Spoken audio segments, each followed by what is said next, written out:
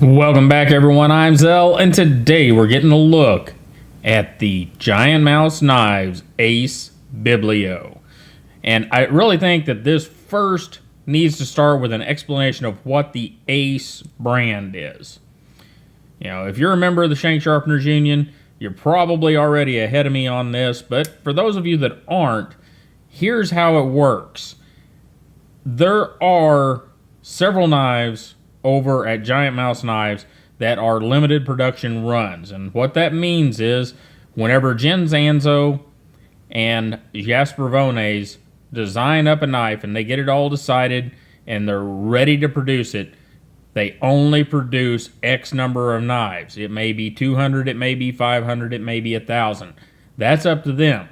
But that's how they do things with the regular line of Giant Mouse knives. The Ace brand is Giant Mouse design, made in Italy, for you without any production limits. And of course at a lower price. This knife runs about $175, and we'll get into why that's a pretty decent deal as we move along. But first, let's get a look at the knife. Whenever I got this one at Blade Show, whenever I went over by the Giant Mouse Knives booth, I looked at the G10 model and I looked at the micarta model, and I am not a huge micarta fan. I know many of you are, but not me. So I'm looking at the black G10, and I'm going to be blatantly honest, I did not care for the black G10. It gave me the feeling of maybe not a bubble pack knife, but kind of close. Not that the quality wasn't there, it was just the appearance of the black one. And I know some of you may love it, and that's wonderful, but the micarta gave it just, I don't know, a better appearance in my eyes. And, you know, look down through there. They have contoured the micarta well. You've got stainless hardware, and let me find my tools, and we'll check on that stainless hardware. And alright, you guys are going to see a little bit of a different tool here, because, let me see if I can get this in frame where you can see it. It's not as good as our normal. And the screws, yeah, okay, they're deep, but they're not terribly tight. That's a German-made Pro-Turn T6 bit. It is a little worn. That bothers me. Let me see if I can find a... Alright, there is a Philo T6. So let's get a look.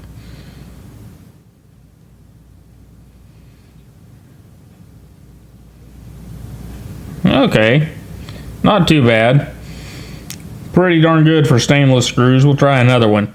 Yeah, and I know, you're saying, where's my driver? Well, I can't tell you where my driver's at, but I can tell you this.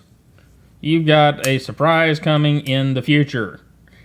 Alright, so getting a look at the knife, we have a closed length of 3.98, a thickness of 0.58. So it is a little thick, but it doesn't, it pays dividends. A closed height of 1.37 and an open overall length of 6.8. We got a 2.83 inch blade with an edge length of 2.6. Blade stock thickness of 3 millimeters, that's about 0.120, and a weight of 3.81 ounces. And a rather generous grip length of about 3.5 inches on a pretty short bladed knife. You add in the forward choil there and you're 4.2 inches. So well proportioned knife. Now we do have this beautiful wire pocket clip, and I apologize for things being a little out of whack here, guys, not quite being in frame. I'm using a different camera and it's kind of messing with my mind, but we'll get through this. Yeah, we've got a nice wire pocket clip, and I have swapped it for left-hand carry because it's a small knife, and that's where I generally carry small knives. And the wire pocket clip, just like on a Spyderco, works very, very well. I rather like it a lot. And let's do some size comparison. Get some of our normals out of here. I don't see a buck 110 on the desk, so we may not have that one today. But there is our Rat Model 1 and our Spyderco Delica 4. And as you can see, the Spyderco Delica 4 is somewhat close in size. But the Delica 4 runs just over that 3-inch blade thing that causes problems for some people. See, what else do we have out here? We have a Wee Practic. This one also runs just past that 3-inch blade deal. So, you know, if you're trying to stay under 3 inches, there you go. And, oh, speaking of that, I do have a rectifier. And we'll be getting some of these knives together in a video soon, because we got a whole bunch of them at nearly the same size and right around the same price point. That's a beautiful thing. Anyhow, we'll get the rat out of there, and let's get a look at this blade. And guys, that is a beautiful stonewash, well-placed jimping up here, and just very, very nice. And I sure have to look at what I'm doing, because I'm getting things all kinds off the screen. Sorry about that, guys. Learning this different camera. But there you go. That blade, we've got, of course, a forward finger choil, so the edge termination is almost too good. We'll talk about that in ergonomics. We've got a really high flat grind, and I did not measure behind the edge because I didn't feel a need to, but we will, because you guys all want to know.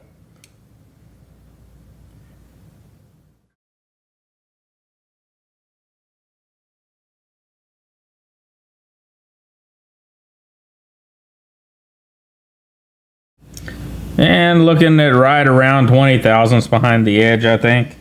That is one ridiculously hard measurement to really get, and it's a measurement that's hard to quantify.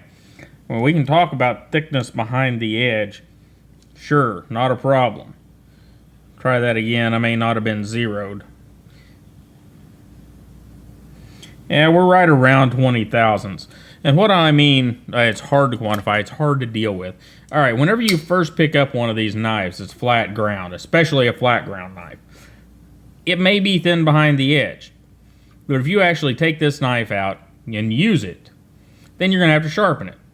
And each and every time you sharpen a flat ground knife, it gets a little thicker behind the edge. So yeah, it's important to start fairly thin, but whenever we do these behind the edge measurements, if it's not a fresh blade with a stock edge on it, then it's a false measurement. It's not what the knife came with, because we're talking hundreds and thousands here, guys.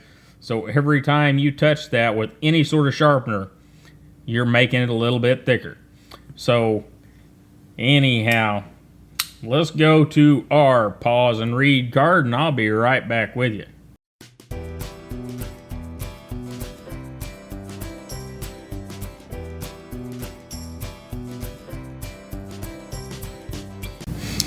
Alright, so looking at the mechanicals of this knife, we're, ball bearings, ceramic, blah, blah, blah. It's all the stuff that you expect to get whenever we talk about current knives. Nothing here is short. We've got M390 for a blade steel. And everything works very, very well. I will make one knock on the knife. I mean, look at the action now. That is flippin' amazing. I mean, just nice and smooth, and with that little bitty flipper tab, that's pretty impressive, because it just rockets right out there. However, whenever I picked this knife up from Giant Mouse Knives, it was gritty, it was icky, it was devoid of any lubricant is what it was. Because I have not taken this knife apart yet. What I did was I got it, I got it over at the blade show, so whenever I got back to the hotel, I was like, oh my god, this is awful. So I dug around in my bag and I found some 10-weight nano oil I'd brought with me, and I dribbled a little bit down in there and put a little drop there right up on the detent ball and worked the knife some more, and it was like, okay, well, that's better. And then a few days later, when I got the knife out again, I had to do it again. So this knife was essentially shipped dry from what I can tell. Either that or there's a whole bunch of crap in there and I need to clean it out. And there's a lot of fuzz down in there right now, but I don't know. Whenever I do the teardown, we'll figure that part out. But just to let you know, I mean, as you see it now, it's got a wonderful action. Not exactly drop shutty. I mean, it is drop shutty, but there's enough pressure on that lock bar that it's not just going to slide shut. And for a liner lock style action, wow, very good, especially to get away with such a small, tiny little flipper tab. Little bit of protuberance in your pocket, not much. That is pretty beautiful. And speaking of pockets, let's grab the pocket and try it out. And there we go. Now remember, this is a right-hand pocket. I've got this set up for left-hand use. So our lanyard hole sticks out above. Got about a 1/2 inch of the knife sticking out, and this pocket clip is just absolutely beautimous. Beautimous. It is freaking great. I love well-done wire pocket clips. They stay out of the way. They're not showy. People aren't, oh my God, it's a knife, whenever they see a wire pocket clip. It's just a clip. And they work so well and don't ding things up because they're all roundy and stuff. So anyhow, pocket clip works very well, as you can see. And let's get our ergonomics in. And ergonomically, this is one place that Jen Zanzo and Jasper Vones never fail. You can get a hold of this knife any way you want. The only thing that I have a complaint about this knife, and it's been a week or two, so it's not there anymore, but I have grabbed hold of this knife, and I guess there it is, and it's cut me. So what's the deal with that? Well, we love these choils, but this choil just really isn't big enough, but it's so inviting that it's where my hands want to go. I've got medium-large hands, and the choil just isn't big enough. If we gave it to Frankie, she'd have all kinds of room in there, but I don't. So it's not really a drawback. It's something to be aware of on this knife. So many knives do that I don't know if we should be picking on them. I have told makers before, if you're going to do this and you're going to leave this edge open, either make it plenty big enough for a finger or make it so small that nobody's going to put a finger in there. One way or the other. This in-between is dangerous in my opinion, and I don't care for it. But, ergonomically, very good. And overall, guys, I know, we've talked for, I don't know, we're getting several minutes in here, and this is a beautiful knife. Is it a knife that I'm going to carry a lot? I don't know, but I do think it's a knife that might end up on my workbench fairly regularly, because that big, tall blade is something, and thin blade stock, whenever I'm working in the shop, is something that I can use. And I use a lot. I use it with a lot of Spydercos and other hack blades that I've made for various things. But overall, the Ace Biblio, is it worth $175? That's a question, sir, only you can answer, or ma'am.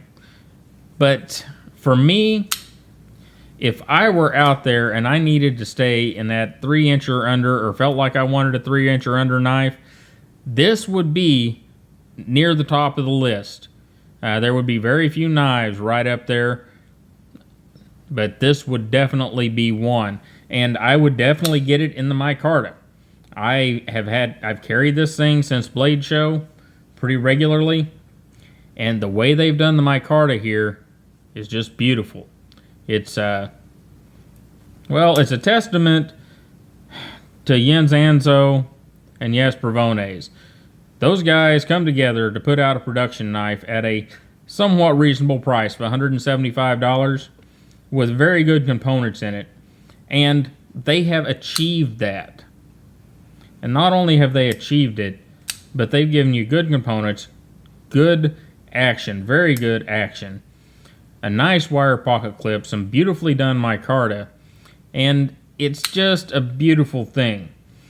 And I really appreciate them going above and beyond. And I know it's all about profit, but whenever you're doing these things, it's good to see that they're not forgetting about the rest of us.